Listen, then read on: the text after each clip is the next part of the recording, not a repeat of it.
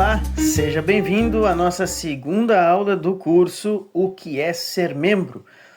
Curso esse da Primeira Igreja Batista de Rosário do Sul.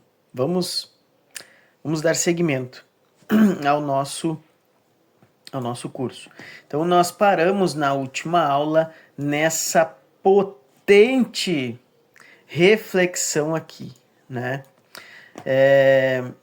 Como pode alguém chamar Deus de Pai enquanto se recusa a fazer parte de sua família? No caso, é a igreja, né? Então, irmãos, não há como ser um crente e ficar afastado do convívio com os nossos irmãos. Não há. Aquele que é crente em Cristo Jesus, aquele que nasceu de novo, aquele que entregou a sua vida a Jesus, precisa congregar.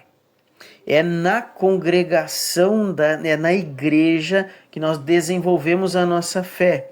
E nós também ajudamos a atrair novos membros para a igreja de Jesus. Deixa eu dar mais uma aumentada aqui. Ok? Então vamos lá. A igreja é de Deus e para Ele. Aí aqui fica uma reflexão para vocês, tá? De 1 Pedro, capítulo 1, versículo 1 ao 2. Leiam esse versículo, reflitam, que no nosso encontro presencial vamos comentá-lo. Segundo item aqui do nosso tema que estamos refletindo. Em 1 Timóteo, capítulo 3, versículo 15, diz o seguinte, olha só o que Paulo está falando para Timóteo. Fiques ciente de como se deve proceder na casa de Deus. O que é a casa de Deus? A igreja. Que é a igreja do Deus vivo, coluna e baluarte da verdade, uma coluna, uma viga, uma base da verdade. É isso que é a igreja de Jesus.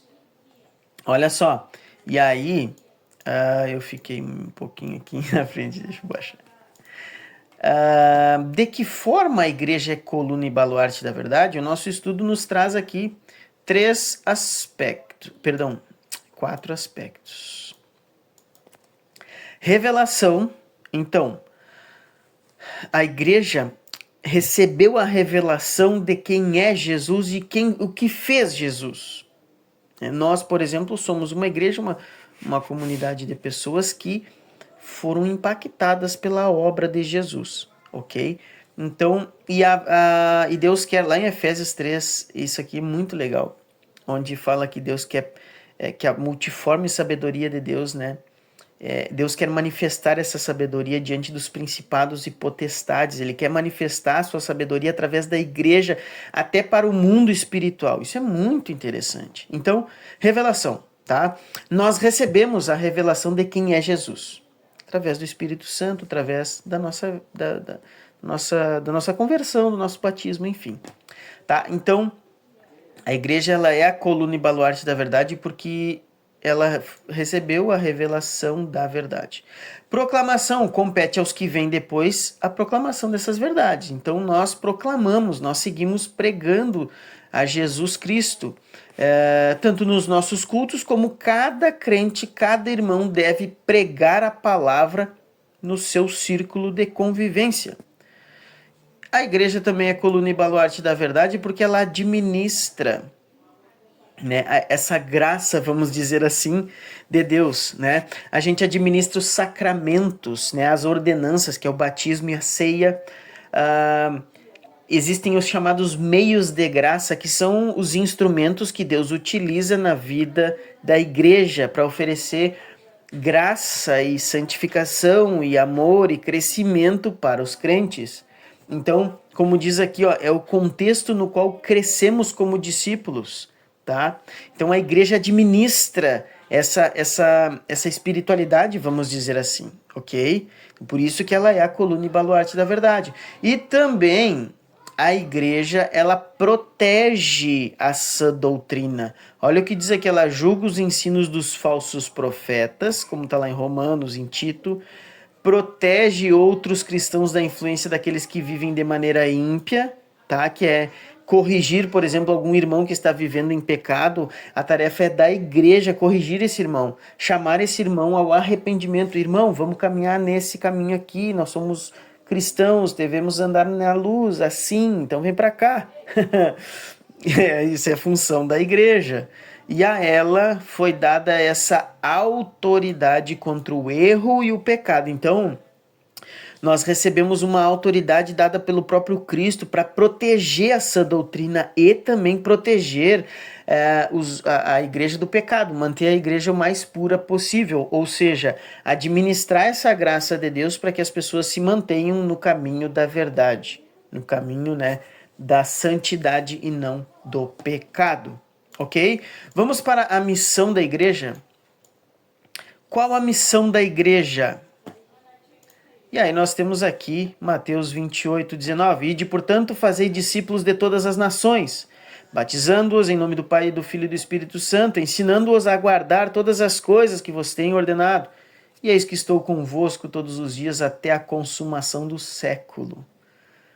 Essa é a principal missão da igreja: fazer discípulos, pregar, discipular, cuidar de almas, restaurar vidas, anunciar essa restauração em Jesus, pregar o evangelho, pregar o reino de Deus. Essa é a missão da igreja. O evangelho é o poder de Deus para a salvação. E somente a igreja pode cumprir o papel de proclamar, né, de proclamação das boas novas. Ela é a única instituição no mundo apta e autorizada a fazer isso. Gente, olha só que interessante. Por que nós não concordamos com uma igreja ser uma igreja vinculada ao Estado, vinculada a órgãos políticos? Porque nós entendemos que a pregação da palavra, a administração dos meios de graça, isso compete à igreja e não a órgãos públicos, ok? Então, por isso que nós, como cristãos, vamos pensar o seguinte: um prefeito crente, aí o prefeito decretou agora que as igrejas, que todo cidadão da cidade de Rosário do Sul deve frequentar alguma igreja. É assim que se deve fazer, que a igreja deve se comportar, ou melhor, é assim que uma instituição deve fazer? Não, ela não tem esse poder. É muito lindo, né? Mas só que o evangelho não é por força, né? É pelo Espírito. Então, dei um exemplo bem simples aqui, ok? Aqui tem um erro de português, gente, me perdoem, tá? A Bíblia, tá? Nunca nos ordena empenhar nossas maiores energias para assegurar que a sociedade em que vivemos seja tolerante com o cristianismo. Deus pode muito bem permitir que a nossa nação se torne como a Alemanha nazista ou a Rússia comunista. Se ele permitir isso, esse não será o fim do mundo. Para nós cristãos, nem será um golpe terrível contra os propósitos de Deus. Se, entretanto, estamos lutando principalmente pela salvação das almas e pela edificação do povo de Deus, particularmente no contexto da igreja local, nossa esperança nunca será abalada, porque essas atividades abençoadas continuarão mesmo que a cultura ao nosso redor se afunde, porque a igreja age como uma fundação permanente para a verdade de Deus. Ela sempre permanecerá um lugar emocionante e gratificante para servir. Gente, que legal isso aqui, gente. Que legal essa frase. O que está falando essa frase aqui? Não interessa o que aconteça, pode vir governo, cair governo, vir uma ditadura, nos proibir de pregar o evangelho. A igreja sempre existirá. E a história prova isso. Quando imperadores romanos perseguiam a igreja, o que a igreja fez? A igreja seguiu. É claro que são tempos difíceis, são tempos duros, são tempos de muita coragem para ser cristão, quando, né, por exemplo, um governante proíbe o evangelho. Mas a igreja ela é mantida e cuidada por Deus. Tá, e aí para finalizar, olha o que diz aqui, gente, a Confissão de Fé de Westminster, tá? CFW, a Confissão de Fé de Westminster. Ela vai falar uma declaração sobre a igreja, mas eu quero te chamar a atenção para essa frase aqui, ó. fora da qual ele vai falar da igreja, né, que é a igreja visível, né, que também é católica universal, sob o evangelho, é o reino do Senhor Jesus, a casa e família de Deus, fora da qual não há possibilidade ordinária de salvação. O que você acha da afirmação da Confissão da Fé de Westminster, principalmente quanto à parte sublinhada? Então, anote aí, o que você acha disso aqui?